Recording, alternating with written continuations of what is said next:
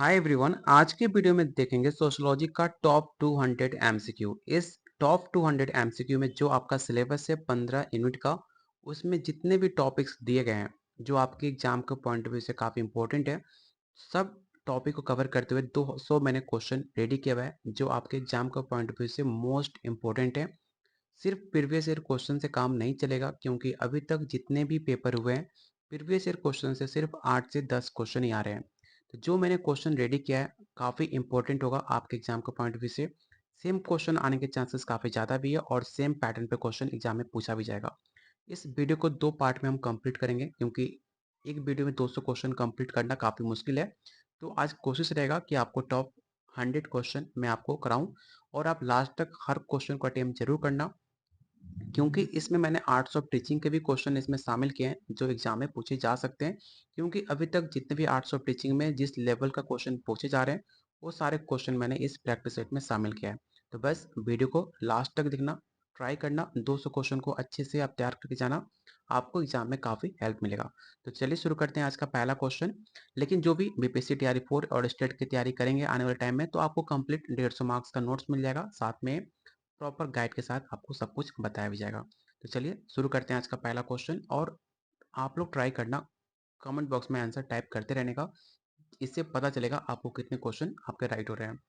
तो आज का पहला क्वेश्चन है, समाजशास्त्र के जनक कौन है? पहला ऑप्शन कॉल मार्क्स, अगस्त कॉम्टे, मैक्स वेबर, एमिल दुर्किम।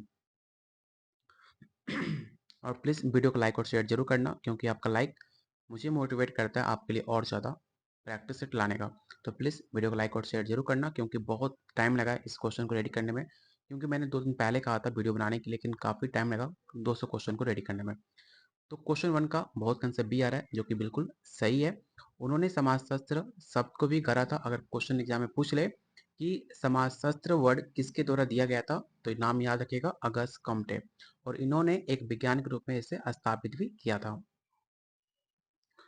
अगला क्वेश्चन है, प्रत्यक्षवाद का मुख्य फोकस क्या है? What is the main focus of positivism? पहला ऑप्शन व्यक्तिपरक अनुभव, वैज्ञानिक अवलोकन, धार्मिक मान्यताएं। ऑप्शन नंबर डी है अधिभौतिक तर्क।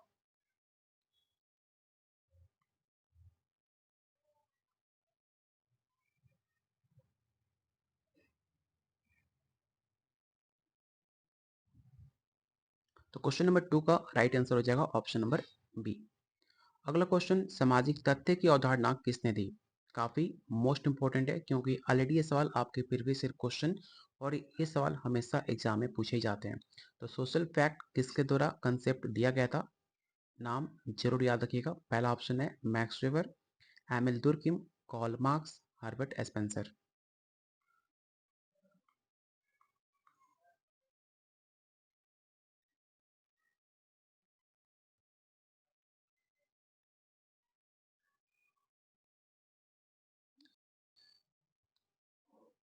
क्वेश्चन नंबर 3 का जो राइट आंसर होगा ऑप्शन नंबर बी होगा। बहुत का आंसर है मैक्स वेबर, कॉल मार्क्स भी आ रहा है, लेकिन इस कंफ्यूजन में बिल्कुल मत रहना। सोशल फैक्ट्स की अवधारणा एमिल दुर्कheim में दी है, जो कि सोशल फैक्ट्स जितने भी आपके बाहरी जबरदस्ती वाली घटनाएं होती हैं उनके द्वारा इसे बताया गया था। तो क्वेश्चन 3 का राइट आंसर बी हो जाएगा। क्वेश्चन नंबर 4, संघर्ष सिद्धांत किस समाजशास्त्री से संबंधित है? पहला option Talcott Parsons, Robert K Merton, Karl Marx, Emile दुर्किम।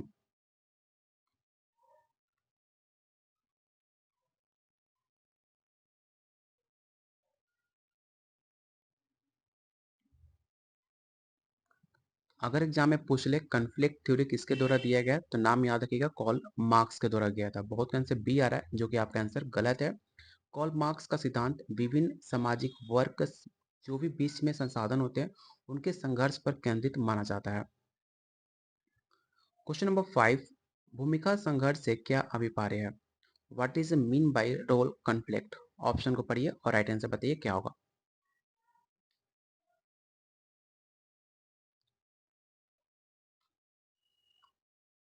तो क्वेश्चन नंबर 5 का राइट आंसर हो जाएगा ऑप्शन नंबर बी। निम्न में प्राथमिक समूह का उदाहरण कौन सा है? Which of the following is an example of primary group? पहला ऑप्शन स्कूल, परिवार, कार्यालय या राष्ट्र।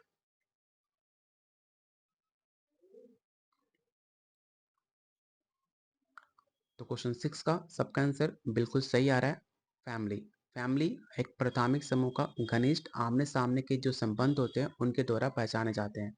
परिवार इसका सबसे सामान्य उदाहरण माना जाता है प्राथमिक समूह का। तो ऑप्शन नंबर बी इसका राइट आंसर होगा। अगला क्वेश्चन है, संस्कृतिकरण क्या होता है? ऑप्शन को पढ़िए और बताइए संस्कृतिकरण क्या होता है।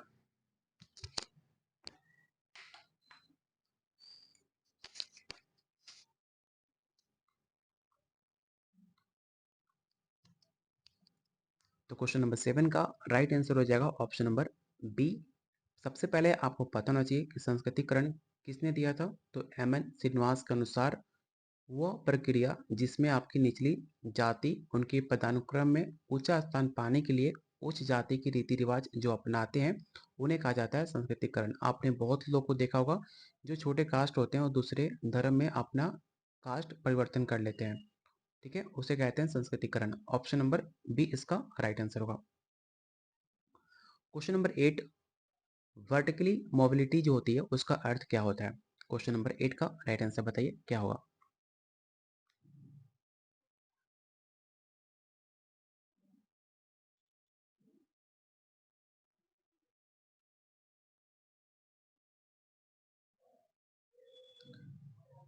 तो याद रखिएगा, जो वर्टिकल मोबिलिटी होता है इसमें आपके जो सोशल स्टेटस होते हैं उसमें परिवर्तन होता है, चाहे आप ऊपर की ओर प्रमोशन चाहते हो चाहे आप नीचे की ओर जाते हो, उसमें कहा जाता है वर्टिकली मोबिलिटी। तो क्वेश्चन नंबर 8 का राइट आंसर बी हो जाएगा। क्वेश्चन नंबर 9, प्रभावित जाति की अवधारणा किसने दी है? एक बात मैं आपको फिर से याद दिला दूं कि जो आपका यूनिट 1 से लेकर यूनिट 15 तक मैंने हर यूनिट वाइज आपको क्वेश्चन रेडी किया है। अगर आपने सिलेबस ध्यान से देखा होगा तो क्वेश्चन देखकर आपको आइडिया लग जाएगा कि किस टॉपिक से किस यूनिट से ये क्वेश्चन लिया गया है।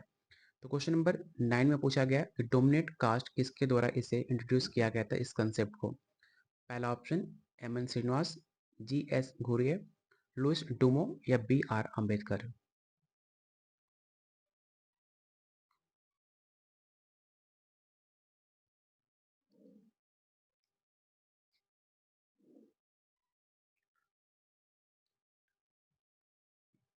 तो क्वेश्चन नंबर 9 का बहुत का आंसर डी आ रहा है, बहुत का आंसर ए आ रहा है।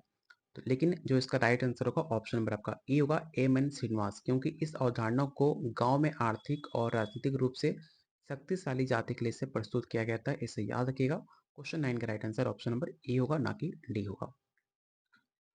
अगला क्वेश्चन, छुआछूत की प्रथा को भारतीय संविधान के किस आर्टिकल द्वारा समाप्त किया गया था? आर्टिकल से हमेशा आपके एग्जाम में 2 से 3 क्वेश्चन पूछे जाते हैं। जाकर आप प्रीवियस ईयर क्वेश्चन अगर आपने देखा होगा तो आपको याद होगा कि आर्टिकल से चाहे बीपीसीटीआरई 4 हो चाहे आपका स्टेट, हमेशा आपके एग्जाम में आर्टिकल से क्वेश्चन पूछा जाता है। तो बताइए, आपको अनटचेबिलिटी से कोई भी पेपर उठाकर देख लेना स्टेट का, अनटचेबिलिटी से क्वेश्चन एग्जाम में बनता ही बनता है, आपको आइडिया होगा तो किस आर्टिकल में से रिलेटेड है आपको ये बताना है। तो याद रखिएगा, बहुत का आंसर बी आ रहा है जो कि बिल्कुल सही है। भारतीय संविधान का आर्टिकल 17 छुआछूत का उन्मूलन करता है और किसी भी रूप में इसे प्रतिबंधित करता है। क्वेश्चन नंबर आप यहाँ देख सकते हो, यूनिट 1 मैंने मेंशन भी किया है यहाँ पर। यूनिट 6 से ये क्वेश्चन अभी तक हमने जो टॉप 10 क्वेश्चन देखे हैं यूनिट 1 से लेकर यूनिट 5 तक हमने कवर किया है। बाद में धीरे धीरे हर यूनिट को काफी डिटेल क्वेश्चन हम कवर करेंगे। क्वेश्चन यूनिट 6 का पहला क्वेश्चन है कि औद्योगिक समाजों में किस प्रकार का परिवार सबसे आम है? पहला ऑप्शन संयुक्त परिवार, एकल परिवार, विस्तृत परिवार या मात्र स्थानीय परिवार। इंडस्ट्रियल सोसाइटी में किस तरह का प्रकार काफी कॉमन है आपको ये बताना है।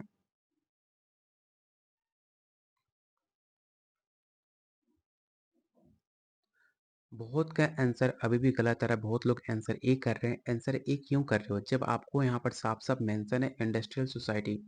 इंडस्ट्रियल सोसाइटी का मतलब हो गया टाउन में, सिटी में जहाँ पर काफ़ी ज़्यादा इंडस्ट्रियल हब होता है वहाँ पर आपको सिर्फ लॉन्ग पूरा फैमिली के साथ अपने रहते हो, सिर्फ अपने वाइफ बच्चे के साथ रहते हो, जिसे कहते हैं न्यूक्लियर परिवार। तो ऑप्शन नंबर बी इसका राइट आंसर होगा। अगला क्वेश्चन है, विवाह का वो नियम जिसमें व्यक्ति अपने समूह से बाहर विवाह करता है उसे हम क्या कहते हैं? अगर आपने क्या ही बोलूँ, बस इतना कहूँगा, अगर क्वेश्चन को रट्टा मार लेना, आपको एग्ज़ाम में काफ़ी हेल्प मिलेगा। अगर कोई अपने ग्रुप से बाहर विवाह करता है, उसे हम क्या कहते हैं, आपको ये बताना है।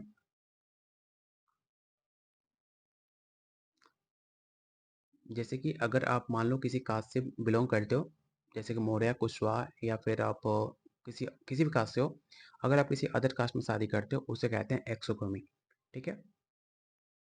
और जो अपने कास्ट में शादी कर ले, उसे कहते हैं इंडोगमी। तो एक्सोगमी आपका राइट आंसर हो जाएगा ऑप्शन नंबर बी। जो अपने समूह, गोत्र और गांव से बाहर विवाह करता है, उसे कहते हैं एक्सोगमी। इसे याद रखिएगा, ऑप्शन नंबर बी।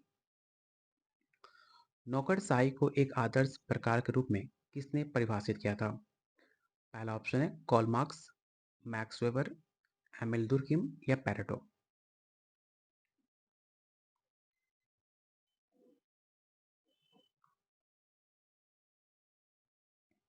तो क्वेश्चन नंबर 13 का राइट आंसर हो जाएगा ऑप्शन नंबर बी।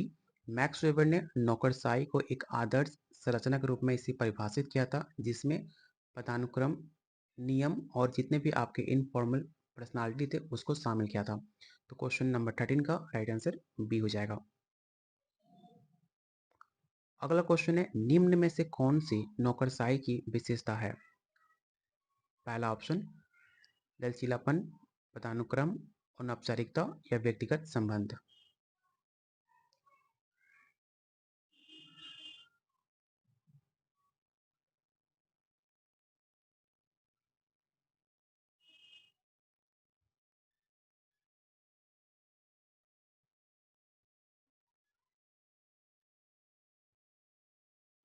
देखो, क्वेश्चन में अगर आपको 4 ऑप्शन दिए गए हो, ठीक है?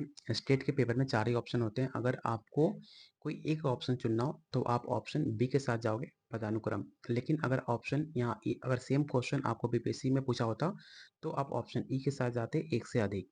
क्योंकि जो नौकरशाही होती है, नौकरशाही में आपके पदानुक्रम, नियम और अनौपचारिकता सब शामिल होती हैं, तो आप ऑप्शन ई के साथ जाते हैं। लेकिन सिर्फ 4 ऑप्शन में से कोई एक ऑप्शन चुनना हो, तो आप पदानुक्रम ऑप्शन के साथ जाओगे, ऑप्शन नंबर बी। अगला क्वेश्चन है, श्रम का सामाजिक विभाजन किस पर आधारित होता है? क्वेश्चन में पूछा गया social division of labour based on लिंग, कौशल, बोथ या इनमें से कोई नहीं।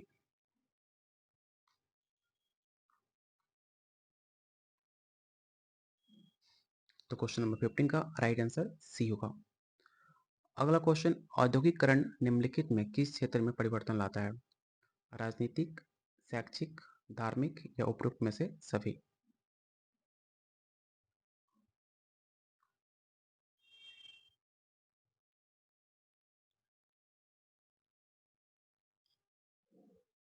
तो ऑप्शन डी इसका राइट आंसर हो जाएगा।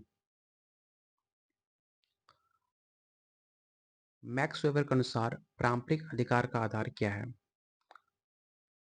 कानूनी नियम, करिश्मा, रीति रिवाज और परंपराएं या तर्क संगतता।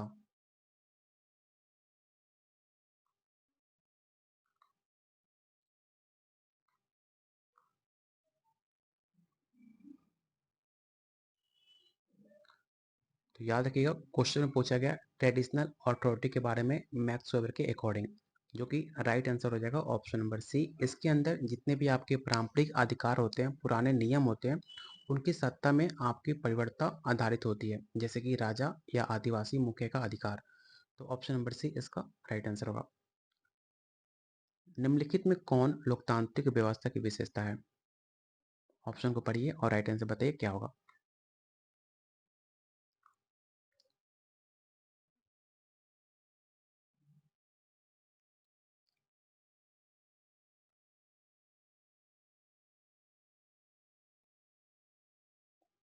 तो क्वेश्चन नंबर 18 का राइट आंसर हो जाएगा ऑप्शन नंबर बी, राजनीतिक भागीदारी। कौन सा दर्शन करके सीखने पर जोर देता है? किसने मतलब कौन सी फिलॉसफी है जो लर्निंग बाय डूइंग पे काम करती है, करके सीखने पे जोर देती है? ये क्वेश्चन आपके आर्ट्स ऑफ टीचिंग से मैंने स्टार्टिंग में मेंशन किया था। कुछ ऐसे क्वेश्चन मैंने शामिल किए हैं इस प्रैक्टिस सेट में, जो अभी तक जितने भी पेपर हुए हैं, पेपर 2, पेपर 1 में जो कॉमन क्वेश्चन अभी तक मुझे मिले हैं, जो एग्जाम में पूछे जा रहे हैं, वो सारे आर्ट्स ऑफ टीचिंग क्वेश्चन मैंने शामिल किया हुआ है। तो कौन सा दर्शन करके सीखने पर जोर देता है, आपको ये बताना है।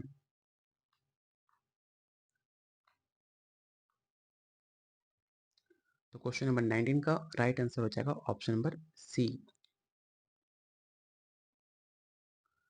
जनसंख्या शिक्षा का मुख्य लक्ष्य क्या है? पहला ऑप्शन जनसंख्या बढ़ाना, जनसंख्या वृद्धि को कंट्रोल करना, प्रवासन को बढ़ावा देना या इनमें से कोई नहीं।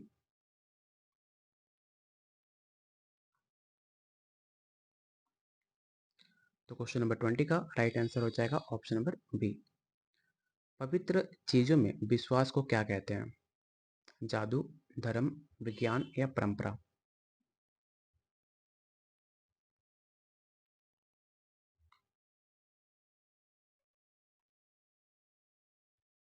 तो क्वेश्चन 21 का राइट आंसर हो जाएगा ऑप्शन नंबर बी, धर्म। एमिल दुर्कheim के अनुसार धर्म का प्राथमिक कार्य क्या है?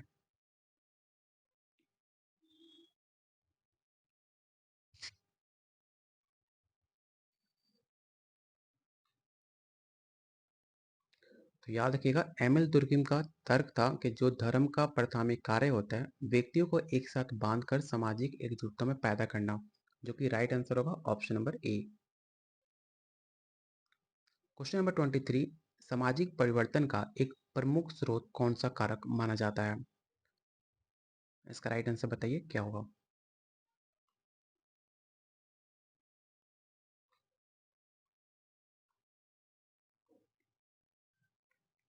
तो याद रखिएगा, तकनीकी नवाचार आपके सामाजिक परिवर्तन का एक प्रमुख चालक माना जाता है, क्योंकि इन लोगों के रहने और काम करने और बातचीत करने के तरीके को बदल देता है।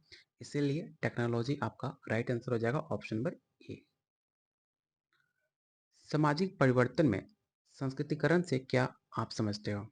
ऑप्शन को पढ़िए और राइट आंसर बताइए क्या होगा क्वेश्चन नंबर 24। और अभी तक आपने बहुत लोगों ने वीडियो को लाइक नहीं किया है, तो प्लीज़ आपसे रिक्वेस्ट रहेगा कि इस 200 क्वेश्चन को बनाने में हमें 3 से 4 दिन का समय लगा हुआ है। तो प्लीज़ इस मेहनत के लिए आप सब वीडियो को लाइक करना, जिससे हमें मोटिवेशन मिले कि और जो टॉप 100 क्वेश्चन है उसे भी हम जल्द कंप्लीट करें।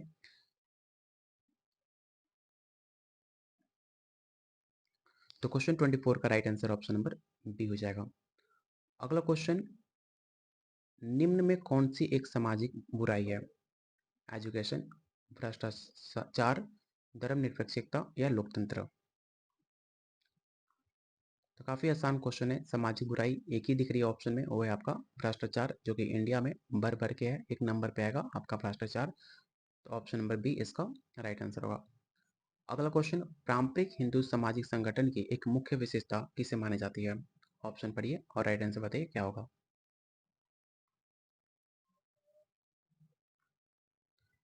याद रखिएगा, जन्म पर जब आपका जन्म होता है उसी टाइम आपके सामाजिक संरचना के रूप में आपको व्यक्त कर दिया जाता है कि आप हिंदू हो कि मुस्लिम हो कि सिख हो कि ईसाई हो।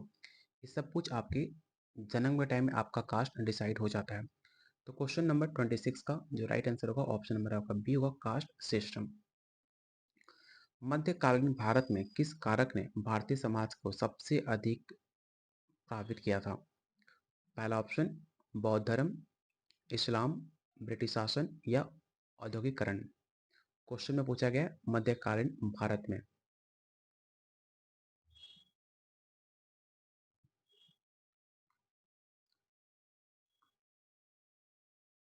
तो याद रखिएगा, जब मध्यकालीन आया था उस टाइम आपके भारत में जो इस्लाम था, शासन के आगमन और इसके स्थापना को नए सांस्कृतिक, वास्तुशिल्प और सामाजिक प्रभाव देखने को मिले थे।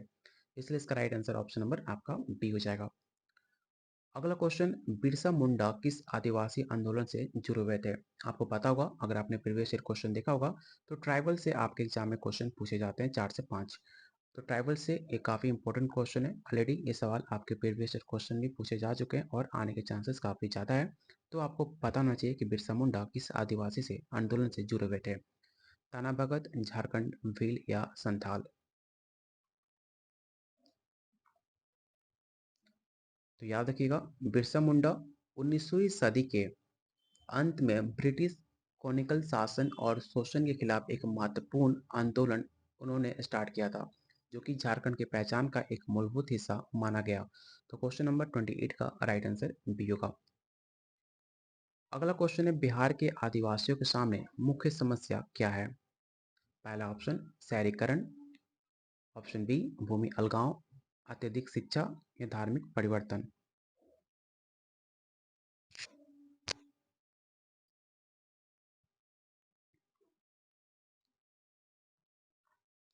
अगर आप बिहार से हो तो आज के टाइम पे बिहार में बहुत सारी ऐसी समस्याएं हैं जो कि आप आम लोग परेशान हैं, लेकिन क्वेश्चन में मेंशन किया गया है आदिवासियों।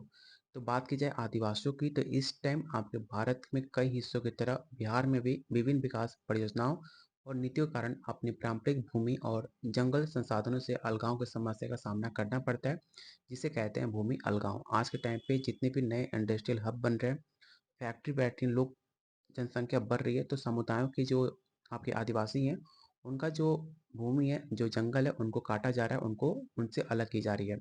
तो आपका भूमि अलगाव आपका राइट आंसर हो जाएगा। माल्थस के जनसंख्या सिद्धांत को किसने प्रस्तावित किया था? मैक्स वेबर, ऑप्शन बी है थॉमस माल्थस, कार्ल मार्क्स या एमिल दुर्कheim। तो क्वेश्चन काफी आसान है, क्वेश्चन में आपको आंसर दिख रहा होगा, थॉमस माल्थस, जिन्होंने बताया था जनसंख्या जो होती है ज्यामितीय रूप से बढ़ती है, जबकि जो खाद्य आपूर्ति होते हैं वो अंक गणितीय रूप से बढ़ते हैं, जिसके परिणाम स्वरूप अकाल और बीमारी जैसे नियंत्रण होते हैं। ये सब कुछ आपके थॉमस माल्थस द्वारा इसे प्रस्तावित किया गया था, इसे आप याद रखिएगा, क्योंकि क्वेश्चन जरूरी नहीं है कि आपको सिर्फ क्वेश्चन आपका कंसेप्ट क्लियर होगा, तो इससे मिलता जुलता क्वेश्चन एग्जाम में पूछे जाएंगे तो आप आसानी से बना पाओगे। जनसंख्या विस्फोट क्या है, आपको ये बताना है।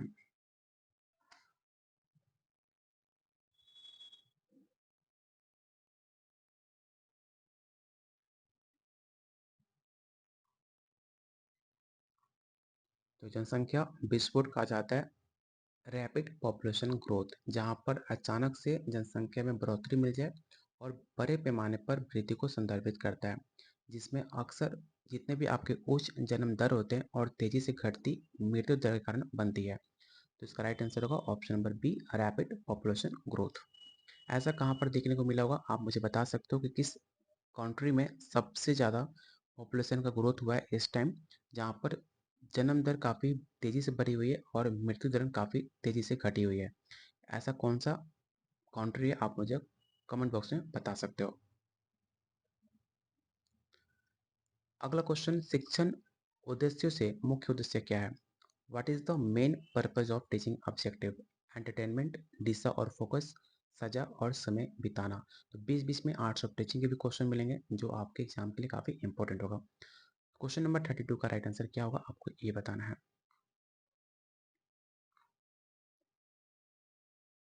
देखो दो ऑप्शन तो ऐसे ही कट जाएंगे, पनिशमेंट और टाइम पास कभी भी आपका टीचिंग का मेन पर्पज ऑब्जेक्टिव होता नहीं है। दो ऑप्शन बचते हैं, तो एंटरटेनमेंट, आपका कोई सिनेमा हॉल तो है नहीं, स्कूल क्लास जो आपको एंटरटेनमेंट करेंगे। शिक्षण उद्देश्य में टीचिंग ऑब्जेक्टिव में मेन पर्पज होता है आपके डायरेक्शन और फोकस का। तो ऑप्शन नंबर बी इसका राइट आंसर होगा। अगला क्वेश्चन है, ब्लूम का वर्गीकरण का कौन सा डोमेन भावनाओं और मूल्य से संबंधित है? पहला ऑप्शन है कॉग्निटिव, अफेक्टिव, साइकोमोटर या सोशल।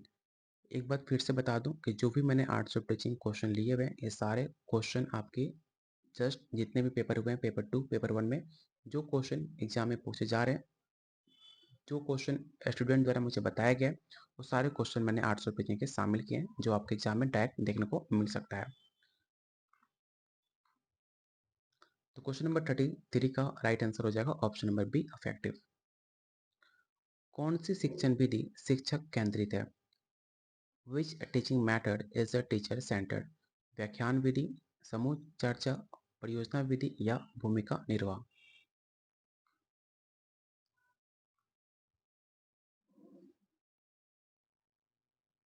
तो क्वेश्चन 34 का राइट आंसर हो जाएगा ऑप्शन नंबर ए, लेक्चर मेथड, क्योंकि ग्रुप डिस्कशन, प्रोजेक्ट मेथड और रोल प्ले ये आपके स्टूडेंट सेंटर होते हैं, लेकिन क्वेश्चन में पूछा गया टीचर सेंटर बताने के लिए, इसलिए आपका राइट आंसर ऑप्शन ए हो जाएगा, क्योंकि इसमें जो टीचर होता है वो आपका एक्टिव हो जाता है और जो आपके छात्र होते हैं वो आपके पैसिव हो जाते हैं। तो ऑप्शन नंबर ए इसका राइट आंसर होगा। क्वेश्चन नंबर 35, पाठ योजना का पहला चरण क्या है? What is the first step in lesson planning? पहला ऑप्शन परिचय, उद्देश्य, मूल्यांकन या गृह कार्य। अगर ऑप्शन को ध्यान से पढ़ते हो तो आपका मूल्यांकन लास्ट में होता है और गृह कार्य मूल्यांकन के बाद दिया जाता है जब आप घर जाने वाले होते हो। तो आपका दो ऑप्शन ऐसे कट जाते हैं, दो ऑप्शन बचते हैं, परिचय और उद्देश्य। तो इनमें से राइट आंसर क्या होगा आपको ये बताना है। जब भी क्वेश्चन आप सॉल्व करो, सबसे पहले आपका मेन फोकस होना चाहिए, सबसे जितना आप ऑप्शन काट सकते हो सबसे पहले उन ऑप्शन काट दो जिसके लिए आपको आसानी हो जाए आंसर बताने में। जैसे कि मैंने यहाँ पर किया, मूल्यांकन और होमवर्क आपका राइट आंसर हो नहीं सकता है, मैंने दो ऑप्शन पहले कट कर दिए, दो ऑप्शन बचते हैं जो आपको आंसर बताने में काफ़ी आसानी होगी, वो है आपका ऑब्जेक्टिव। बहुत लोग इंट्रोडक्शन पे जा रहे हैं, इंट्रोडक्शन आपका सेकंड हो गया, पहले आपका ऑब्जेक्टिव क्लियर होना चाहिए कि आपको क्या पढ़ाना है, कैसे पढ़ाना है। जब आपका पाठ योजना में पहला और सबसे इम्पोर्टेंट कदम माना जाता है आपका उद्देश्य को परिभाषित करना, पाठ के अंत तक छात्र को क्या पता होना चाहिए, क्या करने में सक्षम होना चाहिए, ये सब कुछ आपको पहले से माइंड में सेट होना चाहिए, आपका ऑब्जेक्टिव फिक्स होना चाहिए। इसलिए इसका right answer option number B होगा। अगला क्वेश्चन, सूक्ष्म शिक्षण का उपयोग किसे सुधारने के लिए किया जाता है? पहला ऑप्शन कक्षा का आकार, शिक्षण कौशल, स्कूल भवन, पाठ्य पुस्तक सामग्री। जो क्वेश्चन आर्ट्स ऑफ टीचिंग के डायरेक्ट आपको क्वेश्चन एग्जाम में देखने को मिलेगा, ये 100% गारंटी है। आप लिखकर क्वेश्चन को भी नोट डाउन कर लेना, जब आप एग्जाम में देखोगे आपको सेम क्वेश्चन देखने को मिलेगा।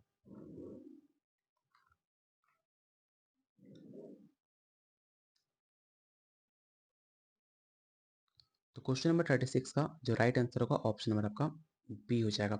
एक बात याद रखना, बहुत लोग को कन्फ्यूजन होता है कि जो माइक्रो टीचिंग होता है वो बच्चों के लिए होता है, ऐसा नहीं होता है।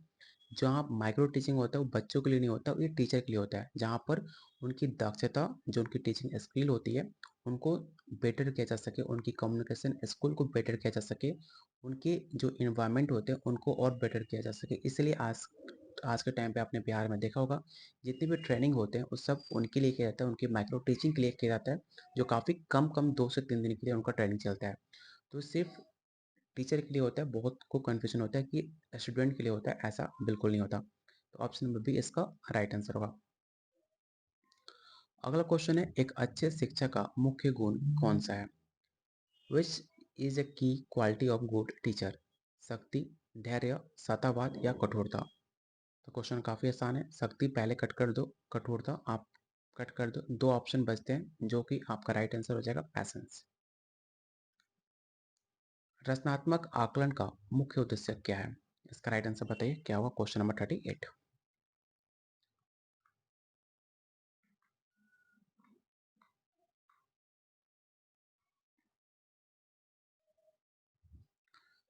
तो ऑप्शन को कट करें तो पहले ऑप्शन कट कर दो, किसी भी छात्र में तुलना कभी भी नहीं करना चाहिए, छात्र को दंडित करना अपराध है।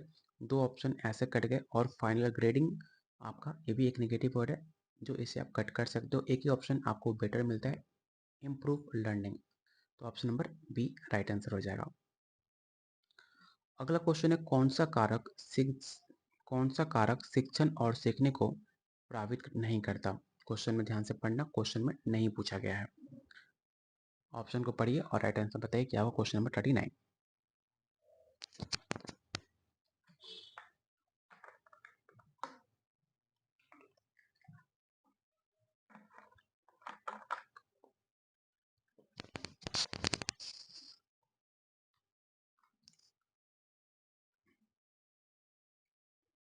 देखो इसका जो राइट आंसर होगा, सबसे पहले आप ऑप्शन देख रहे हो कक्षा का वातावरण, तो क्लास का एनवायरनमेंट काफ़ी इम्पोर्टेंट होता है आपके लर्निंग और टीचिंग के लिए। तो ऑप्शन ए बिल्कुल आपका जरूरी है। टीचर का एटीट्यूड, शिक्षण का दृष्टिकोण भी काफ़ी इंपॉर्टेंट है, छात्र की मोटिवेशन भी इम्पोर्टेंट है, लेकिन स्कूल का स्थान ऐसा नहीं है कि स्कूल आपको किसी मॉल के अंदर होना चाहिए, किसी का स्कूल आपको स्टेशन के पास एयरपोर्ट पे होना चाहिए, ऐसा बिल्कुल भी ज़रूरी नहीं है। स्कूल कहीं भी हो सकती है, उसको लेकर कोई भी आपके टीचिंग लर्निंग में बिल्कुल फ़र्क नहीं पड़ेगा। इसका मतलब ये नहीं है कि सर आपके अड्डे में बगल में किसी डांस बार के बगल में स्कूल खोल देना, ये गलत है, लेकिन कहीं भी आप स्कूल खोल के अपना पढ़ सकते हो, अगर जहाँ पर आपका एनवायरनमेंट, एटीट्यूड और मोटिवेशन होगा, तो लोकेशन कोई भी मैटर नहीं करता। तो ऑप्शन नंबर डी इसका राइट आंसर होगा, क्योंकि क्वेश्चन में नहीं पूछा गया था। अगला क्वेश्चन है, शिक्षण सहायक सामग्री का उपयोग किया जाता है बोझ बढ़ाने के लिए, सीखने को बढ़ाने के लिए, समय को बर्बाद करने के लिए, छात्र को भ्रमित करने के लिए। तो दो ऑप्शन ऐसे कट गए, तीसरा ऑप्शन भी कट गया, एक ही ऑप्शन बचता है कि जो टीचिंग एड्स होते हैं, जैसे कि आजकल डिजिटल बोर्ड होते हैं, इंटरनेट हो गया, ये सब कुछ आपके लर्निंग को बढ़ाने के लिए, आपको सीखने को बढ़ाने के लिए सब का प्रयोग किया जाता है। तो ऑप्शन नंबर बी इसका राइट आंसर होगा। अगला क्वेश्चन है, सामान्य ज्ञान में क्या शामिल है? पहला ऑप्शन करेंट अफेयर, केवल इतिहास, केवल भूगोल या केवल विज्ञान।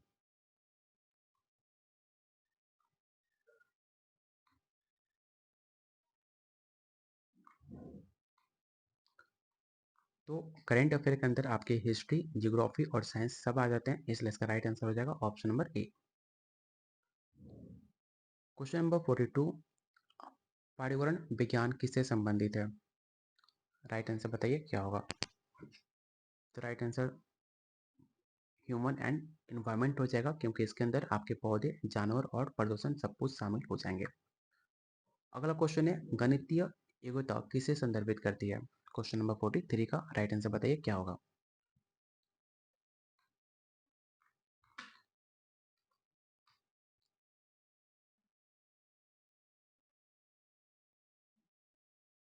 तो इसका राइट आंसर होगा option number A, ability to solve math problem. तार्किक रीजनिंग में शामिल क्या करती है? भावनात्मक सोच, व्यवस्थित सोच, रैंडम या ऑप्शन नंबर डी है ब्लाइंड बिलीफ। बात की जा रही है यहाँ पर लॉजिकल रीजनिंग की। तो लॉजिकल रीजनिंग में कभी भी आपके अंधविश्वास हो, चाहे आपका रैंडम गेसिंग हो, चाहे आपके इमोशनल, कोई भी इसमें को रिलेट नहीं करता है। इसमें आपको तार्किक रीजनिंग में आपका थिंकिंग आपका देखा जाता है, आपका व्यवस्थित सोच, लॉजिकल थिंकिंग देखा जाता है, जो कि राइट आंसर होगा ऑप्शन नंबर आपका बी। अगला क्वेश्चन आपके मेन सब्जेक्ट सोशियोलॉजी से है। आपको बताना है कि the Protestant ethic and the spirit of capitalism किसके द्वारा ये पुस्तक लिखी गई है? पहला ऑप्शन है Karl Marx, Max Weber, Emile Durkheim या हर्बर्ट स्पेंसर। फिर से मैं आपको याद दिला दूं, जो ऐसे कैंडिडेट जो सिर्फ प्रीवियस ईयर क्वेश्चन के भरोसे जा रहे हो, तो ऐसी गलती बिल्कुल मत करना, क्योंकि प्रीवियस ईयर क्वेश्चन से आपको हार्डली 23 और 24 दोनों प्रीवियस ईयर क्वेश्चन को मिलाकर सिर्फ और सिर्फ 8 से 10 क्वेश्चन आपको देखने को मिलेंगे। अगर आपका कंसेप्ट क्लियर है, आपने स्टार्टिंग से अच्छे से आपने पढ़ाई की हुई है, तो आपको 15 से 20 क्वेश्चन ऐसे मिलेंगे जो आपको 23 और 24 से मिलता जुलता कंसेप्ट क्वेश्चन को, लैंग्वेज को चेंज करके आपको ऐसे क्वेश्चन मिलेंगे जो आप आसानी से बना पाओगे। अगर प्रीवियस ईयर क्वेश्चन के चांसेस काफ़ी कम है, अगर इनकेस आ जाता है तो काफ़ी अच्छी बात है, लेकिन अगर नहीं आता तो उसके लिए तैयारी आप रखना, क्योंकि अभी तक प्रीवियस ईयर क्वेश्चन से सिर्फ 8 से 10 क्वेश्चन ही पूछे जा रहे हैं। तो क्वेश्चन नंबर 45 का बहुत का आंसर बी आ रहा है, जो कि बिल्कुल सही है। अगला क्वेश्चन, एनोमी का अर्थ क्या होता है? मैंने मल्टीपल टाइम आपको बताया हुआ कि एनोमी का अर्थ होता है, सबसे पहले इस शब्द को इस्तेमाल किया था एमिल दुर्किम ने, जिन्होंने सामाजिक मानदंड और मूल्य के टूटने के सिचुएशन के बारे में, इसके बारे में व्याख्या किया था। अक्सर तेजी से सामाजिक परिवर्तन की जो अवधि होती है उसको डिनोट किया जाता है आपको एनोमी को। तो इसका जो राइट आंसर होगा ऑप्शन नंबर बी होगा। यांत्रिक एकजुटता किस प्रकार की सामाजिक की विशेषता है? Question number 47।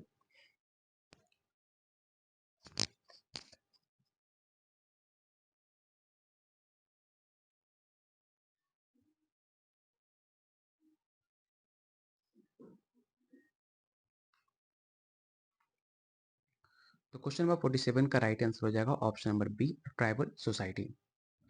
अगला क्वेश्चन, सांस्कृतिक विलंब क्या होता है?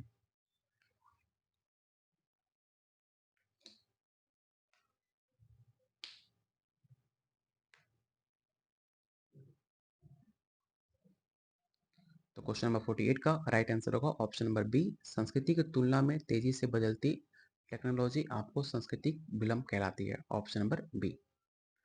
क्वेश्चन नंबर 49, संदर्भ समूह की अवधारणा किसने दी? रेफरेंस ग्रुप की अवधारणा, कंसेप्ट किसके द्वारा दिया गया था? क्वेश्चन नंबर 49 का राइट आंसर बताइए क्या होगा?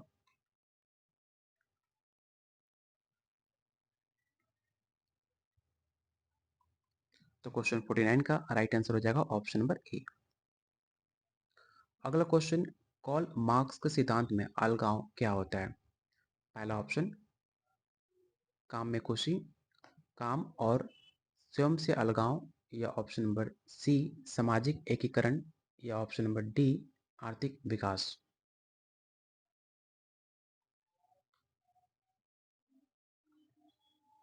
तो क्वेश्चन 50 का राइट आंसर हो जाएगा ऑप्शन नंबर बी। अगला क्वेश्चन, आदर्श प्रकार की अवधारणा किसके साथ जुड़ी हुई है? देखो क्वेश्चन को मैं थोड़ा फास्ट कर रहा हूँ क्योंकि हमें 100 क्वेश्चन कंप्लीट करना है, नहीं तो इसके बारे में अगर मैं व्याख्या करने लगूँ तो वीडियो काफ़ी लंबा बन जाएगा। तो आदर्श प्रकार की अवधारणा किसके द्वारा दी गई है? Ideal type. ये भी क्वेश्चन आपके एग्जाम में पूछे गए हैं। अगर आपने 23-24 या बीपीएससी का प्रीवियस ईयर क्वेश्चन कंप्लीट किया होगा तो आपको मैक्सिमम क्वेश्चन आपको प्रीवियस ईयर क्वेश्चन और उनके सेम पैटर्न पे क्वेश्चन आपको देखने को मिलेगा, जो काफ़ी इंपॉर्टेंट है। तो याद रखिएगा, आइडियल टाइप की अवधारणा मैक्स वेबर ने दिया था, जहां पर उन्होंने ऐतिहासिक मामलों में जितने भी आपके सामाजिक फिनोमेना है उसकी तुलना करने के लिए एक मेजरिंग रॉड के रूप में इसे विकसित किया गया था, आदर्श टाइप को। Option number B. अगला क्वेश्चन, प्राथमिक समूह की विशेषता, मुख्य विशेषता क्या है? What is the main feature of primary group?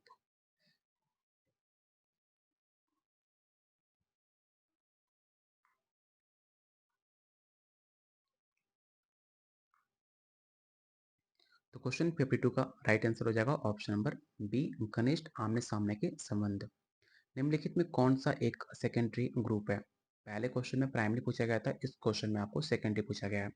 तो पहला ऑप्शन है परिवार, खेल समूह, राष्ट्र और आपका गांव।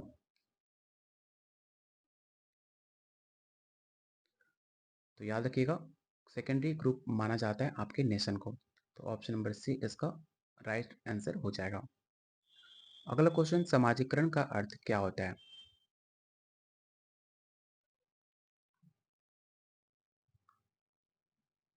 तो सबसे पहले आपको पता होना चाहिए समाजीकरण होता है क्या। तो समाजीकरण एक आजीवन प्रक्रिया होता है जिसमें आपके व्यक्ति के अपने सोच, उनके समाज की संस्कृति, उनके मानदंड और उनके मूल्य व्यवहार को सीखते हैं। तो क्वेश्चन नंबर 54 का राइट आंसर हो जाएगा ऑप्शन नंबर ए। अगला क्वेश्चन, संस्कृतिकरण की शब्द किसके द्वारा इस वर्ड को क्वाइन किया गया था, मतलब गढ़ा गया था? M N Srinivas, G S Ghurye, Louis Dumont या बी आर अम्बेडकर?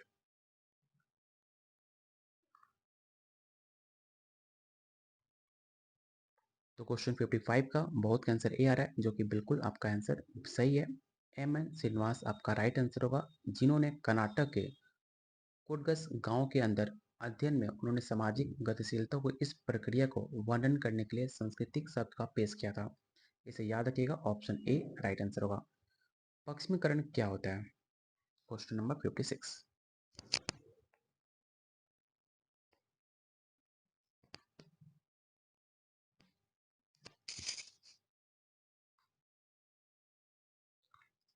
तो क्वेश्चन 56 का राइट आंसर हो जाएगा ऑप्शन नंबर ए।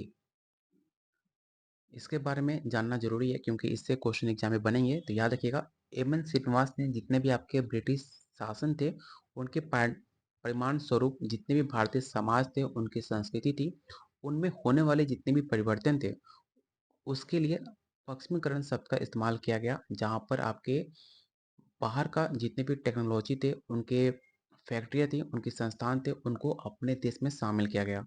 उसे कहते हैं पश्चिमीकरण, जो कि वेस्टर्न का अपने संस्कृति में अपनाना। आज के टाइम जो आप जीन्स टॉप इतने सारे मॉडलिंग डिजाइन कपड़े पहनते हो, इतने छोटे छोटे लोग कपड़े पहनते हैं, वो सब हमारे भारतीय संस्कृति नहीं है। हम बाहर के देशों से उसे हम अपनाए हुए हैं, उसे कहते हैं पश्चिमीकरण। बाहर के देशों से कुछ अपने देश में उसे अपनाना पश्चिमीकरण कहलाता है। चाहे इंग्लिश हो गया, चाहे इतने इंडस्ट्रियल हब हो गए, ये सब कुछ हम बाहर के देशों से, कपड़े हो गए, ये सब अपनाया हुआ है, ड्रेसअप हो गया, ये सब कुछ बाहर के देश से अपनाया गया है। तो क्वेश्चन 56 का राइट आंसर ए हो जाएगा। पदानुक्रम की अवधारणा किस सिद्धांत के केंद्र में है? क्वेश्चन 57।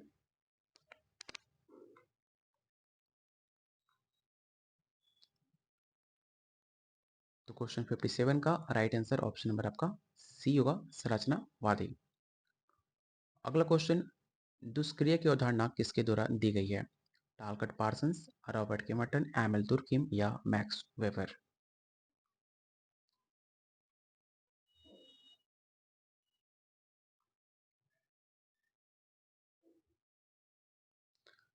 तो क्वेश्चन 58 का राइट आंसर हो जाएगा ऑप्शन नंबर आपका बी।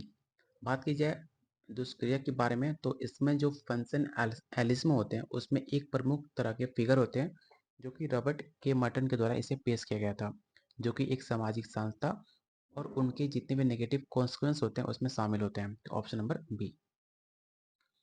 भारत में पंचवर्षीय योजनाओं का मुख्य उद्देश्य क्या है? इसका राइट आंसर बताइए क्या होगा।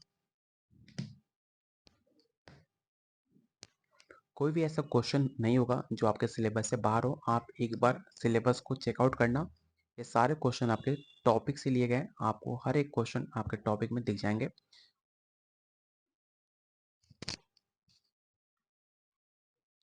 तो क्वेश्चन 59 का राइट आंसर हो जाएगा ऑप्शन नंबर ए, इकोनॉमिक डेवलपमेंट। बात की जाए पंचवर्षीय योजनाओं के बारे में, तो योजना जो आयोग होता है, अब जिसे हम नीति आयोग के नाम से जानते हैं, पहले इसे योजना आयोग के नाम से जाना जाता था, अब इसे नीति आयोग के नाम से जानते हैं। जो इसका क्या बोलते हैं, जो हेड होते हैं नीति आयोग के, वो आपके प्रधानमंत्री भारत के प्राइम मिनिस्टर होते हैं, अध्यक्ष, जो अभी आपके नरेंद्र मोदी हैं, जो इनके द्वारा इसे तैयार किया जाता है। भारत की पंचवर्षीय योजना का प्राथमिक उद्देश्य विभिन्न क्षेत्रों में टारगेट आर्थिक विकास और विकास प्राप्त करना था। तो इसका राइट आंसर क्या हो जाएगा? तो ऑप्शन नंबर ए होगा। अगला क्वेश्चन है, कौन सा आर्टिकल छुआछूत को समाप्त करता है? क्योंकि छुआछूत से क्वेश्चन हर बार एग्जाम में पूछता है, इसलिए आर्टिकल छुआछूत से मैंने काफ़ी क्वेश्चन बनाए भी हैं, जो बिल्कुल भी आपको एक भी क्वेश्चन ऐसा ना हो जो आपको ना लगे कि क्वेश्चन एग्जाम में पूछा जा सकता है। तो आर्टिकल 17 आपको मैंने बताया भी था, जो कहता है कि छुआछूत समाप्त करना चाहिए किसी भी रूप में और किसी भी निषेध में। तो आर्टिकल 17 आपका राइट आंसर होगा। भारत में धर्मनिरपेक्षता का अर्थ क्या होता है? तीन ऑप्शन दिख रहे हैं, तीन में से एक ही आपका राइट आंसर होगा। तो ऑप्शन बताइए कौन सा राइट आंसर आपका हो जाएगा।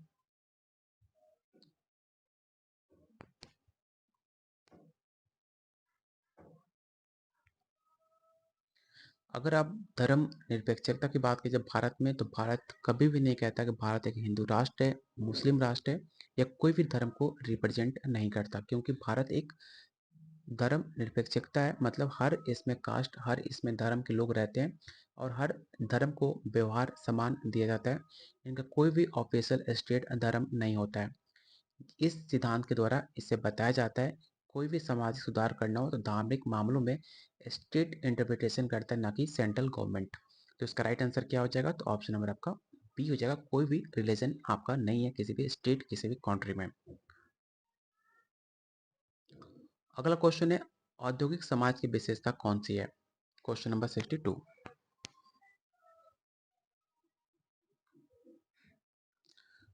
तो इसका राइट आंसर क्या हो जाएगा? Option number B. क्वेश्चन काफी आसान है। इंडस्ट्रियल की बात की जा रही है, तो इंडस्ट्रियल में क्या होता है? मशीन होता है। Option number B. अगला क्वेश्चन, सामाजिक गतिशीलता क्या होती है? देखो एक बात और बता दूं कि जिनका पेपर, सबका पेपर है स्टेट का, अगर आपने कुछ भी नहीं पढ़ा तो जो मैंने अभी वीडियो जो करा रहा हूँ 200 क्वेश्चन, इसे सबसे पहले कंप्लीट करना। साथ में पीवाईक्यू देख लेना, जो मैंने 23 और 24 दोनों कराए हुए हैं अपने यूट्यूब चैनल पर। 23 और 24 देख कर जाना। साथ में मैंने टॉपिक वाइज क्वेश्चन कराए हुए हैं यूट्यूब पे, फ्री है, हर कोई देख सकता है, उसे जरूर चेकआउट करना। और जिन्होंने नोट्स लिया हुआ है, उसमें मैंने टॉपिक वाइज आपको नोट्स दिया हुआ है, तो एक बार मैक्स वेबर हुआ, एम एल दुर्कheim हुआ, कॉल मार्क्स हुआ, जितने भी आपके वैज्ञानिक हैं, जो इस सारे टॉपिक से 5 से 7 क्वेश्चन हर टॉपिक से पूछे जाते हैं, तो उसे अच्छे से कवर कर लेते हो, आसानी से आप एग्जाम 90-100 नंबर आसानी से आ जाएंगे अगर आप इतना कर लेते हो तो क्वेश्चन नंबर 63 का राइट आंसर क्या होगा? तो ऑप्शन नंबर आपका ये हो जाएगा। अगला क्वेश्चन, वर्टिकली मोबिलिटी का अर्थ क्या होता है? तो मैंने आपको जस्ट बताया था, वर्टिकल मोबिलिटी का अर्थ होता है समान स्थिति में गति। Option number A, sorry option B होगा, सामाजिक सीढ़ी से ऊपर या नीचे की ओर जाना आपका वर्टिकल मोबिलिटी कहलाता है। एक क्वेश्चन रिपीट है, ऑप्शन नंबर बी इसका राइट आंसर होगा। अगला क्वेश्चन इस बार पूछा गया हॉरिजेंटल, पिछले क्वेश्चन में पूछा गया था वर्टिकल, इस क्वेश्चन में पूछा हॉरिजेंटल। तो बताइए इसका राइट आंसर क्या होगा?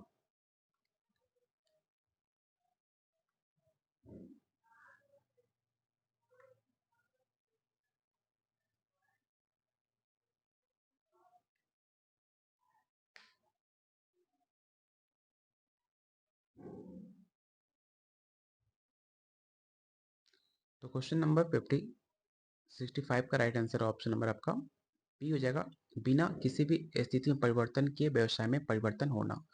जैसे कि आपने देखा होगा एक टीचर का लाइब्रेरियन बनना, उसके फील्ड से कोई रिलेशन नहीं है, लेकिन एक टीचर लाइब्रेरियन बन जाता है क्योंकि एक महत्वपूर्ण परिवर्तन के बिना किसी पद या व्यवसाय में परिवर्तन शामिल होता है, उसे कहते हैं horizontal mobility. Option number B. अगला क्वेश्चन है सामाजिक परिवर्तन को कौन सा कारक प्रभावित करता है? ऑप्शन ए है टेक्नोलॉजी, क्लाइमेट या ए एंड बी। तो इसका राइट आंसर ऑप्शन नंबर आपका सी हो जाएगा। अगला क्वेश्चन है सांस्कृतिक प्रसार क्या होता है? तो इसका राइट आंसर होगा ऑप्शन नंबर आपका ए, सांस्कृतिक लक्षणों का प्रसार। अगला क्वेश्चन सांस्कृतिक सापेक्षवाद की अवधारणा किसके द्वारा दी गई है? पहला ऑप्शन है Franz Boas, Max Weber, Karl Marx या एमिल दुर्कheim।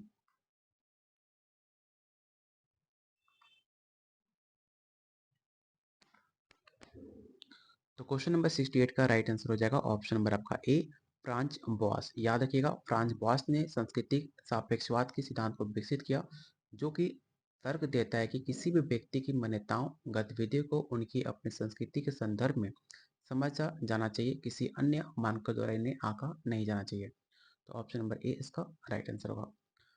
अगला क्वेश्चन आपको बताना है कि एंथ्रोसेंट्रिज्म क्या होता है?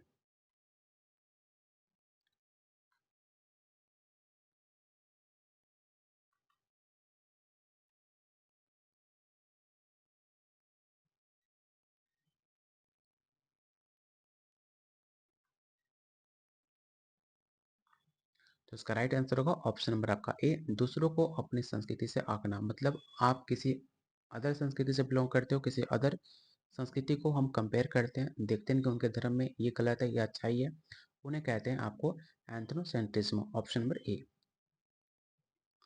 अगला क्वेश्चन है बिहार की एक प्रमुख आदिवासी समुदाय कौन सी है? संताल, नागा, खासी या मिजो।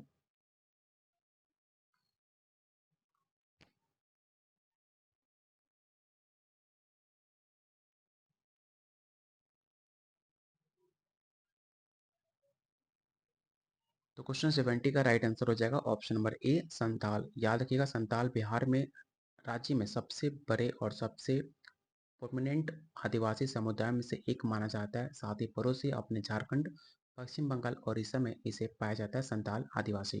तो ऑप्शन नंबर ए इसका राइट आंसर होगा। अगला क्वेश्चन है ताना भगत आंदोलन किस जनजाति से संबंधित है? ओराव, मुंडा, संताल या गोंड।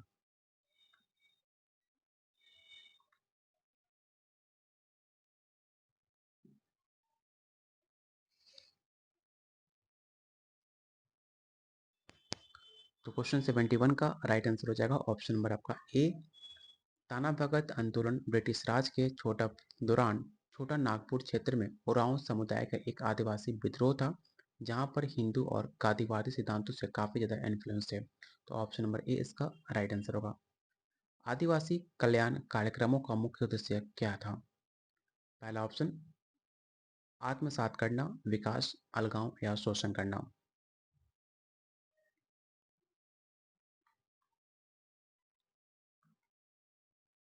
तो क्वेश्चन 72 का राइट आंसर होगा ऑप्शन बी, डेवलपमेंट।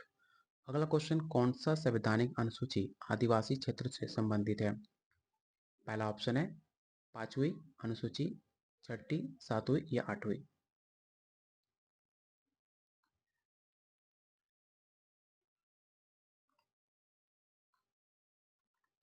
तो याद रखिएगा भारतीय संविधान की पांचवी अनुसूची, जैसे कि असम, मेघालय, त्रिपुरा, मिजोरम के अलावा अन्य राज्यों में अनुसूचित क्षेत्रों को अनुसूचित जनजातियों के प्रशासन और कंट्रोल इनको नियंत्रण किया जाता है।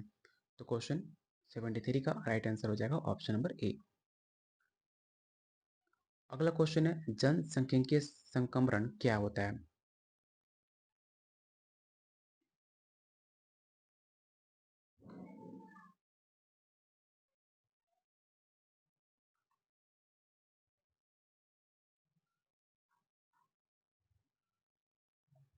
तो याद रखिएगा जनसांख्यिकीय संक्रमण सिद्धांत जो होता है एक high birth and death relate जो रेट होते हैं उनके को रिलेट करता है, उनको जो ट्रांजिशन पीरियड होता है उनका वर्णन किया जाता है। जैसे कि एक देश में प्री इंडस्ट्रियल से इंडस्ट्रियल इकोनॉमिक सिस्टम में विकसित होना, जिस जनसंख्या में एज स्ट्रक्चर और ग्रोथ रेट में परिवर्तन होता है। जैसे कि मान लो कि आज का सिंगापुर जो था, कुछ टाइम पहले सिंगापुर में कुछ नहीं था, लेकिन आज के टाइम पे एक इंडस्ट्रियल इकोनॉमिक सिस्टम। एक और एग्जांपल है दुबई, पहले कुछ नहीं था लेकिन आज के टाइम पे वहाँ पर इंडस्ट्रियल का हब है, बिजनेस का हब है। ठीक है, उसे कहते हैं जनसंख्या संक्रमण, जिसमें आपके स्ट्रक्चर जो एज स्ट्रक्चर होते हैं और ग्रोथ रेट में जो होता है परिवर्तन हो जाता है। तो ऑप्शन नंबर ए इसका राइट आंसर होगा। अगला क्वेश्चन है, कौन सा कारक प्रजनन दर को प्रभावित करता है? शिक्षा, आय या बोथ? तो काफी आसान क्वेश्चन है। आपके फर्टिलिटी रेट को इन्फ्लुएंस करता है आपका एजुकेशन और आपका इनकम। तो उसका राइट आंसर क्या होगा? तो ऑप्शन नंबर सी होगा। परिवार नियोजन क्या है? इसका राइट आंसर बताइए क्या होगा? परिवार नियोजन, फैमिली प्लानिंग क्या होता है? तो परिवार जो आपका प्लानिंग होता है, एक तरह का व्यक्ति और जोड़ों का जो गर्भ निरोधक विधियां होती हैं उनको उपयोग करके अपने थॉट को, अपने डिजायर्ड नंबर ऑफ चिल्ड्रन, आपके जितने बच्चे होने चाहिए उसके बारे में आप अनुमान लगा सकते हो, उनको प्राप्त करने को अनुमति दे सकते हो, कितने हमें बच्चे पैदा करने चाहिए, जिनका अच्छे से हम ध्यान रख पाएंगे, उतना पढ़ाई अच्छे से करा पाएंगे। उसे कहते हैं फैमिली प्लानिंग, जो आज के टाइम काफ़ी इंपॉर्टेंट है हर किसी के लिए फैमिली प्लानिंग करना। क्योंकि बहुत सारे ऐसे लोग हैं जिनके मतलब अनलिमिटेड नहीं, 5 से 7 बच्चे हो जाते हैं और उनका कोई भी चिंता नहीं कि बच्चे की पढ़ाई कैसी होगी, उनकी फ्यूचर क्या होगा। बस अपना काम करना है, कुछ भी डिसाइड नहीं होता, प्लानिंग नहीं होता। लेकिन आज के टाइम पे प्लानिंग करना काफ़ी ज़रूरी है। कितने बच्चों को हम सब पढ़ा सकते हैं, संभाल सकते हैं, उनकी एक अच्छी लाइफ दे सकते हैं, उससे कहते हैं फैमिली प्लानिंग, जो कि राइट आंसर होगा ऑप्शन नंबर ए, कंट्रोलिंग फैमिली साइज। अगला क्वेश्चन, किस पंचवर्षीय योजना में पहली बार परिवार नियोजन पर जोर दिया गया था? पहला ऑप्शन है पहला, तीसरी, पांचवी या आठवीं।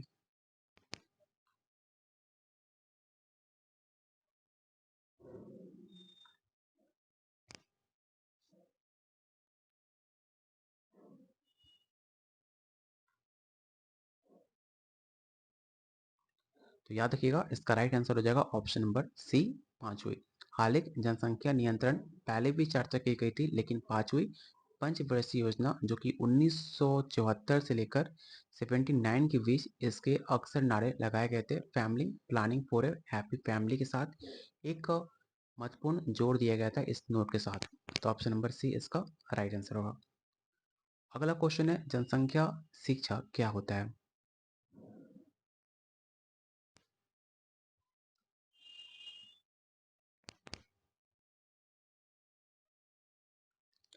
तो क्वेश्चन 78 का राइट आंसर हो जाएगा ऑप्शन नंबर ए, जनसंख्या मुद्दों के बारे में शिक्षा। अगला क्वेश्चन है, जनसंख्या विस्फोट का कारण कौन सा है? पहला ऑप्शन, मृत्यु दर में कमी, मृत्यु दर में वृद्धि, जन्म दर में कमी या प्रवासन में वृद्धि। देखो, जनसंख्या विस्फोट तब होता है जब कोई मृत्यु दर एकदम घट जाए। मान लो कि डेली जन्म लेने वाला इंसान जन्म ले ही रहा है, लेकिन मरने वालों में कमी हो जाए, तो पॉपुलेशन का ग्रोथ और बढ़ जाता है। तब जाकर आपका पॉपुलेशन एक्सप्लोज होगा, आपका विस्फोट होगा। इसलिए इसका राइट आंसर ऑप्शन नंबर ए हो जाएगा। अगर आपने टेलीग्राम ग्रुप को ज्वाइन नहीं किया तो इस ग्रुप को ज्वाइन कर सकते हो। हर एक अपडेट आपका बिहार स्टेट हो, चाहे बीपीएससी हो, चाहे किसी भी स्टेट में सोशोलॉजी की वैकेंसी आती है, क्लासेस का नोटिफिकेशन और हर एक अपडेट आपको इस ग्रुप में मिल जाएंगे, जिसका लिंक आपको डिस्क्रिप्शन बॉक्स और कमेंट बॉक्स में पिन किया गया है, जाकर आप उसे ज्वाइन जरूर कर लेना। अगला क्वेश्चन है, इष्टतम जनसंख्या क्या होता है?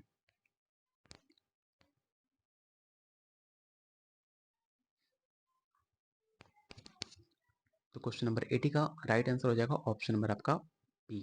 याद रखिएगा, इष्टतम जनसंख्या की अवधारणा जनसंख्या को एक आइडियल साइज को संदर्भित करता है, जो कि मौजूदा संसाधनों और इंडस्ट्रियल के साथ कंबाइन होती है। प्रति व्यक्ति मैक्सिमम रिटर्न और हाईएस्ट स्टैंडर्ड लिविंग देते हैं, वो आपको बैलेंस करते हैं आपके पॉपुलेशन को। तो इससे राइट आंसर क्या हो जाएगा? तो ऑप्शन नंबर बी होगा। जितने भी आपके इंडस्ट्रियल जॉब करते हैं, जितने भी आपके करोड़पति अरबपति लोग हैं, उस बैलेंस करते हैं इंडियन को, इकोनॉमिक जोन को। इसका राइट आंसर क्या होगा? तो बी होगा। अगला क्वेश्चन है, कौन सा सिद्धांत ये सुझाव देता है कि जनसंख्या ज्यामितीय रूप से बढ़ती है? जस्ट मैंने आपको बताया भी था, गलती बिल्कुल मत करना।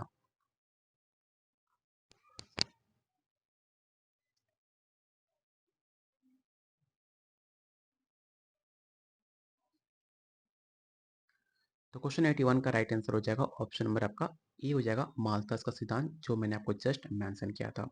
जैसे कि थॉमस माल्थस के सिद्धांत में पोस्टुलेटेड किया गया था, जनसंख्या जब भी अनचेक होती है एक ज्योमेट्रिक प्रोग्रेशन के साथ बढ़ती है, जैसे कि 2, 4, 8 और 16 इस स्पीड से बढ़ती है। जबकि आपका खाद्य उत्पादन जो होता है एक अरिथमेटिक प्रोग्रेशन से होती है, जैसे कि 1, 2, 3 और 4, जिससे संकट का पॉइंट माना जाता है। तो क्वेश्चन नंबर ए इसका राइट आंसर होगा। अगला क्वेश्चन है, माइग्रेशन क्या होता है?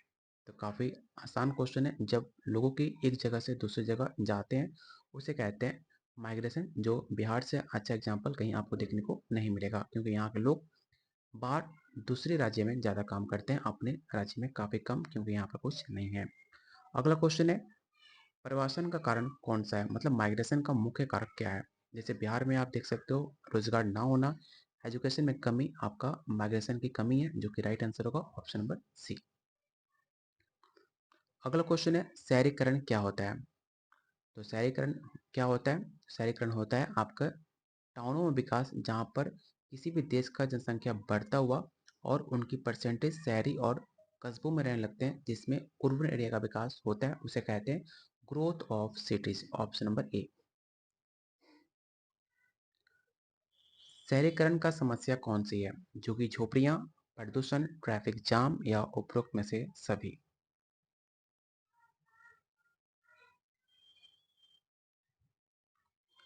तो बिल्कुल इसका right answer option number D हुआ, क्योंकि शहरीकरण में आप झुग्गी झोपड़ियाँ देख सकते हैं, भले इतनी सी जगह में रहेंगे लेकिन टाउन में रहते हैं, दिल्ली में रहते हैं, मुंबई में रहते हैं, काफ़ी नाम रहता है, लेकिन जब आप वहाँ जाओगे तो आपको एक पैर पसारने की पूरा फुल बॉडी के साथ सोने का जगह नहीं होगा, उसे कहते हैं स्लम एरिया। बस कहने को मुंबई और दिल्ली होता है। वहाँ पे आपको भर भर के पॉल्यूशन मिलेंगे, ट्रैफिक जाम ऐसा कि सुबह का गए शाम में आप वापस आओगे बिना काम के। इसलिए इसका राइट आंसर हो जाएगा option number D, all of the above. अगला क्वेश्चन है, धर्म निरपेक्षीकरण क्या होता है? तो जस्ट मैंने आपको बताया था, क्वेश्चन 86 का राइट आंसर हो जाएगा ऑप्शन नंबर ए, धार्मिक प्रभाव में गिरावट। अगला क्वेश्चन, धर्म निरपेक्षीकरण को कौन सा कारक बढ़ावा देता है? एजुकेशन, साइंस, बोथ या इनमें से कोई नहीं?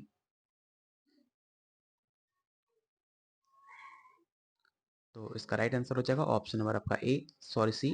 जब आप धर्मनिरपेक्षीकरण, जब आपके एजुकेशन और साइंस जब पढ़ोगे तो आपको पता चलेगा कि कास्ट सिस्टम में हिंदू, मुस्लिम, सिख, ईसाई किसी भी जाति में कोई मतलब नहीं है। आप इंसान हो, जितना आप एजुकेशन करोगे, जितना आप पढ़ोगे, जितना मेहनत करोगे, उतना आप आगे बढ़ोगे।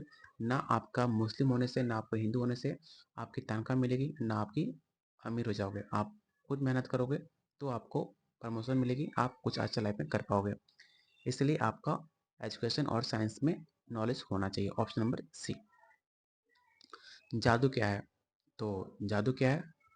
जादू क्या है मैंने आपको जस्ट बताया था, जादू कुछ नहीं होता। जादू एक जितने भी आपकी घटनाओं होते हैं उनको कंट्रोल करना और वास्तविकता को बदलने को अलौकिक शक्तियां होते हैं, जो मैनिपुलेट करते हैं विश्वास और अभ्यास से, उसे कहते हैं जादू। तो इसका राइट आंसर क्या हो जाएगा? तो ऑप्शन नंबर ए।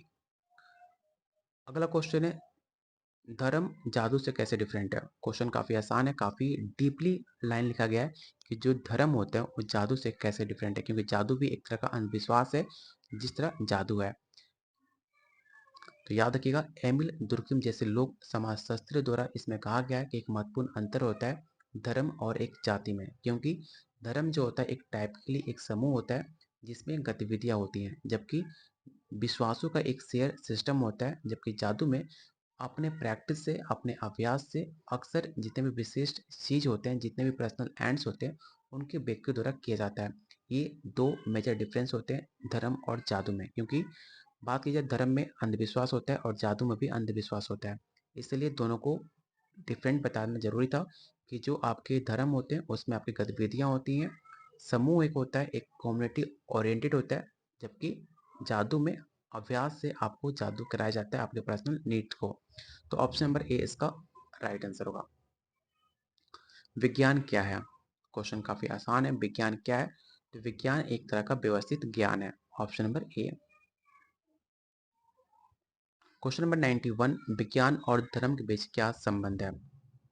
तो क्वेश्चन काफी आसान है, बिना टाइम वेस्ट किए आप आंसर बता सकते हो। इसका right answer option number C होगा। अगला क्वेश्चन, आधुनिक शिक्षा का विशेषता कौन सी है? बात की जा रही है मॉडर्न एजुकेशन से। बाल केंद्रित, शिक्षक केंद्रित, रटने वाली शिक्षा या पारंपरिक विधियां? बात की जाए मॉडर्न एजुकेशन की, तो पहले था टीचर सेंटर, लेकिन इस बार आपको जो नया हमारा करिकुलम है उसमें मेन सेंटर होता है हमारा चाइल्ड सेंटर, जिनकी रुचियां, जहाँ पर उनके अप्रोच, उनके ज़रूरतें पर ज़्यादा हम ध्यान देते हैं, उनके एक्टिव एक्सपेरिमेंट पे। तो इसका राइट आंसर हो जाएगा ऑप्शन नंबर ए। लोकतंत्र क्या है? तो लोकतंत्र किसे कहते हैं? लोकतंत्र हम कहते हैं जहाँ पर सरकार की एक प्रणाली हो, जहाँ पर नागरिक सीधे और निर्वाचन प्रतिनिधियों को थ्रू मतदान करने और सत्ता का प्रयोग करते हैं, जैसे कि डेमोक्रेसी अपने भारत में है। ऑप्शन नंबर ए इसका राइट आंसर होगा। रूल ऑफ द पीपुल सिर्फ कहने को है, लोगों के शासन नहीं होता, यहाँ पर शासन कोई और करता है, दबते आप हो। तो इसका राइट आंसर ए हो जाएगा। लोकतंत्र की विशेषता कौन सी होती है? तो याद रखिएगा, पॉलिटिकल पार्टिसिपेशन आपका लोकतंत्र का मुख्य विशेषता माना जाता है। अगला क्वेश्चन है, सत्तावाद क्या है? शक्ति का केंद्रीकरण, शक्ति का वितरण, लोगों का शासन या लोकतांत्रिक शासन? तो इसका राइट आंसर हो जाएगा ऑप्शन नंबर आपका ए। अगला क्वेश्चन है, राजनीतिक व्यवस्था का प्रकार कौन सा है? लोकतंत्र, राजतंत्र, तानाशाही या उपरोक्त में से सभी? तो याद रखिएगा, लोकतंत्र, राजतंत्र और तानाशाही सभी अलग अलग प्रकार की राजनीतिक प्रणालियां होती हैं, जहां पर ऐतिहासिक रूप से समकालीन दुनिया में मौजूद हैं। इसलिए इसका राइट आंसर हो जाएगा ऑप्शन नंबर डी। राजनीतिक समाजीकरण क्या होता है? तो याद रखिएगा, राजनीतिक समाजीकरण एक तरह का प्रक्रिया होता है जिसमें व्यक्ति सीखते हैं और करते भी हैं। राजनीतिक लेंस को उनकी पार्टिसिपेशन को फ्रेम करता है, जैसे कि शक्ति कैसे अरेंज करना चाहिए, उनके आसपास की जो दुनिया होती है उन्हें कैसे ऑर्गेनाइज करना चाहिए। तो ऑप्शन नंबर ए इसका राइट आंसर होगा। राजनीतिक समाजीकरण को कौन सा एजेंसी प्रभावित करता है? परिवार, स्कूल, मीडिया या ऑल ऑफ द अबव? तो याद रखिएगा, बात की जा रही है पॉलिटिकल सोशलाइजेशन का, तो इसका राइट आंसर हो जाएगा ऑप्शन नंबर डी, क्योंकि फैमिली, स्कूल और मीडिया तीनों इसको इन्फ्लुएंस करते हैं। अगला क्वेश्चन है, मतदान क्या होता है? जस्ट आपने मतदान किया है बिहार में तो आपको पता होगा, मतदान एक तरह का लोकतांत्रिक व्यवस्था है जहाँ पर मौलिक राजनीतिक अधिकार होते हैं हमारे, जहाँ पर नागरिकों को अपने प्रतिनिधि चुनने का हक होता है, उनके सरकारी नीति को प्रभावित करने को अनुमति दी जाती है। तो इसका राइट आंसर क्या होगा? तो ऑप्शन नंबर ए, पॉलिटिकल राइट। और आज का लास्ट क्वेश्चन, लोकतंत्र में मतदान का क्या महत्व है? और अभी तक जिन्होंने वीडियो को लाइक नहीं किया तो डिपेंड करता है कि अगला पार्ट आप देखना चाहते हो कि नहीं चाहते हो, क्योंकि हमने टॉप 200 क्वेश्चन रेडी किया आपके लिए काफ़ी मेहनत से, काफ़ी एफर्ट से। तो इस मेहनत के लिए प्लीज़ वीडियो को लाइक और शेयर जरूर करना, अगर आप चाहते हो कि अगला नेक्स्ट टॉप 100 क्वेश्चन आपके एग्जाम से पहले कराया जाए, जो काफ़ी इंपॉर्टेंट होगा। जब आप पेपर देखने जाओगे डायरेक्ट आपको क्वेश्चन इस एग्जाम से देखने को मिलेगा, आप जरूर कमेंट बॉक्स में आकर बताओगे क्वेश्चन एग्जाम में पूछा गया था। तो क्वेश्चन नंबर 100 का बहुत का आंसर बिल्कुल सी आ रहा है, जो बिल्कुल सही है। तो यहाँ पर देख सकते हो कि अभी और 100 क्वेश्चन हमारे बचे हैं, जो कि एक शोध डिजाइन का प्राथमिक लक्ष्य क्या है, इस सब आपके एग्जाम का पॉइंट ऑफ व्यू से काफी इंपॉर्टेंट है, जो हम करेंगे अगले पार्ट में। डिपेंड करता है अगला पार्ट आप देखना चाहते हो कि नहीं चाहते हो, तो प्लीज वीडियो को लाइक और शेयर जरूर करना। तो मिलते हैं बहुत जल्द अगले वीडियो में, तब तक के लिए अगर जो भी बीपीएससी टीआरई 4 स्टेट के एग्जाम की तैयारी करना चाहते हैं आने वाले एग्जाम के लिए, तो आप कंप्लीट नोट्स ले सकते हो सिर्फ 501 रुपीज़ में, कंप्लीट नोट्स के साथ, जिसमें आपको सब कुछ मिलेगा, कुछ भी आपको एक्स्ट्रा लेना नहीं पड़ेगा। 500 में कंप्लीट 150 मार्क्स का नोट्स और मेरा सपोर्ट गाइडेंस हर चीज़ मिलेगा। तो मिलते हैं बहुत जल्द अगले वीडियो में, तब तक के लिए कीप वॉचिंग, कीप शेयरिंग।